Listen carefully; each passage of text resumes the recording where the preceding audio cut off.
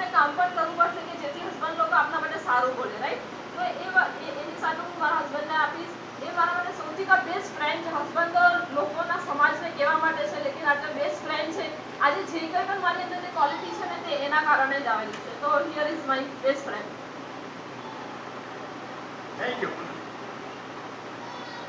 अच्छा लगा क्या?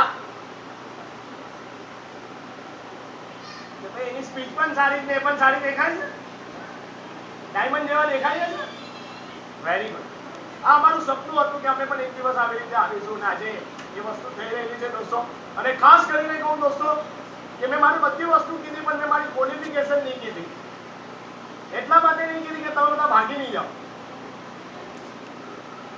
હું પોતે આઈટીઆઈ ફિટર બનેલો છું.